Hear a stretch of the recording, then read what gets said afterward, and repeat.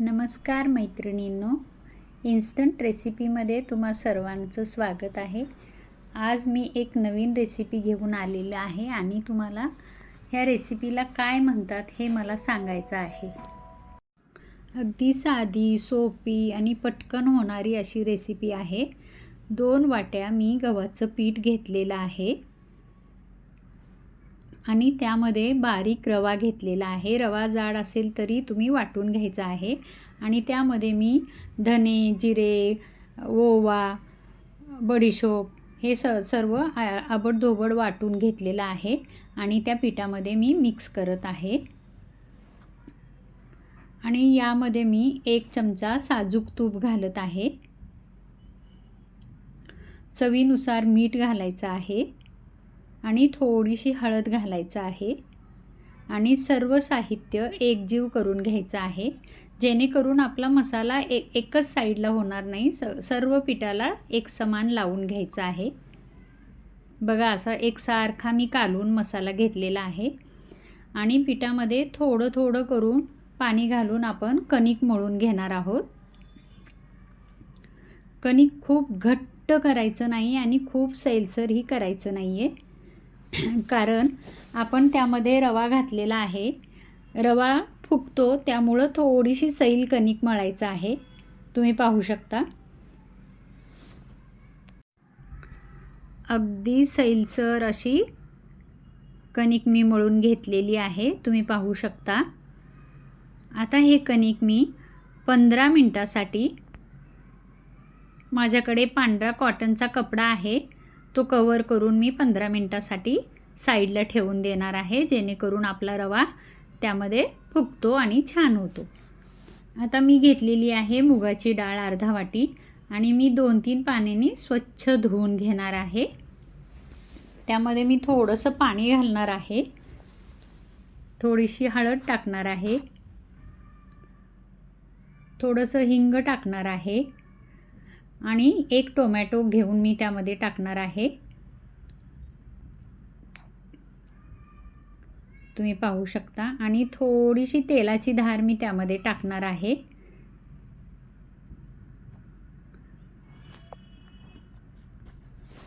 Recipe इतकी खमंग आणि छान होते, तुम्हाला वाटणारही नाही मैत्रिणींनो। नक्की तुम्ही घरी करून पहा आणि 100% तुम्ही करणार आणि केलात तर मला कमेंट करून नक्की सांगायचं आहे।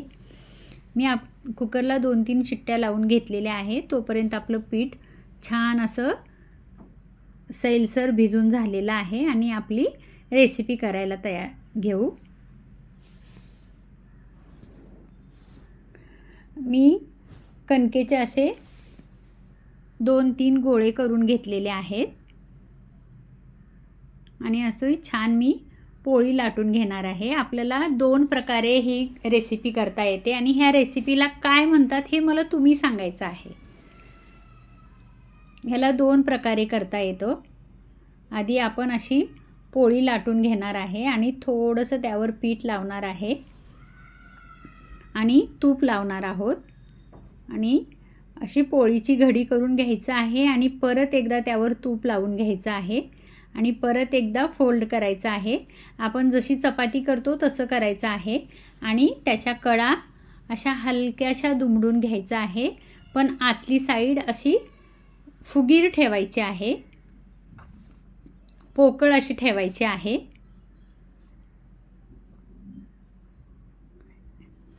राजस्थानमध्ये याला भाटी म्हणतात आणि खानदेशामध्ये याला बट्टी म्हणतात, दाल बट्टी।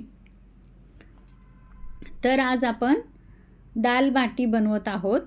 आता मी 1 प्रकार करून झाला, आता हे दुसऱ्या प्रकारे करते। मी कणकेचा गोळा घेतलेला आहे आणि त्याला हाताने थोडंसं गोल केलेलं आहे आणि मध्ये तूप आणि थोडंसं पीठ भुरभुरून परत असा पोगर असा मी, पुरणपोळी कसं आपण मुडपून घेतो तसं दुमडून घेणार आहे आणि आतमध्ये असं फुगीर असा भाग ठेवणार आहे। आणि मी माझ्या बॉयलरमध्ये कॉटनचा कपडा टाकून आपल्या 4 बट्ट्या ठेवून देणार आहे। पाणी मी आधीच उकळत ठेवलेलं आहे, त्यामुळे आपल्या बट्ट्या 15 मिनिटात उकडून होतात आणि ते भांडं मी बॉईल करायला ठेवलेलं आहे. 15 मिनिट झाकण लावून आपण आपल्या बट्ट्या उकडून घ्यायचं आहे. तुम्ही पाहू शकता छान अशा आपल्या दाल बाटी तयार झालेली आहे. बघा मैत्रिणींनो, आपली बाटी गार होईपर्यंत आता आपण दाल करून घ्यायचं आहे. त्यासाठी मी थोडंसं तेल टाकलेलं आहे. जिरे, मोहरी, कढीपत्ता, एक बारीक चिरून हिरवी मिरची टाकलेली आहे आणि त्यामध्ये आपण हटवून घेतलेली डाळ घातलेली आहे. चवीनुसार मीठ घालायचं आहे. आता आपल्या बाट्या गार झालेल्या आहेत. आता आपण त्याला कट करून फ्राय करून घेऊयात. बघा किती छान आपल्या बाट्या झालेल्या आहेत.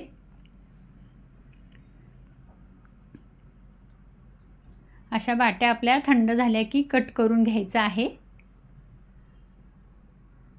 बघू शकता तुम्ही किती सुंदर लेयर आलेले आहेत मैत्रिणींनो, आणि इतके टेस्टी आणि इतके चविष्ट झालेले आहेत. तर तुम्ही नक्की करून बघायचं आहे आणि मला कमेंट करून सांगायचं आहे. जर माझी रेसिपी आवडली तर नक्की सबस्क्राईब करा, कमेंट करा, शेअर करा आणि असं हलकंसं त्याला तळून घ्यायचं आहे. आपल्या अशा एकदम खरपूस रंगावर आपल्या बाट्या कट करून तळून घ्यायचं आहे. तुम्ही पाहू शकता. लो टू मीडियम फ्लेम ठेवायचा आहे आणि आपल्या सर्व कट केलेली बाटी फ्राय करून घ्यायची आहे. मी दुसरी बॅच परत फ्राय करायला घेतलेली आहे. तुम्ही पाहू शकता आपल्या बाट्या बनवून तयार झालेल्या आहेत आणि मस्त गरमागरम डाळीसोबत वा वा वा वा, काय सुंदर बाटी लागते मैत्रिणींनो. तुम्ही नक्की करून पहा आणि माझी रेसिपी आवडली असेल तर लाईक करा, शेअर करा आणि कमेंट करून मला नक्की सांगा. अशाच एका रेसिपीमध्ये परत भेटू. तोपर्यंत बाय.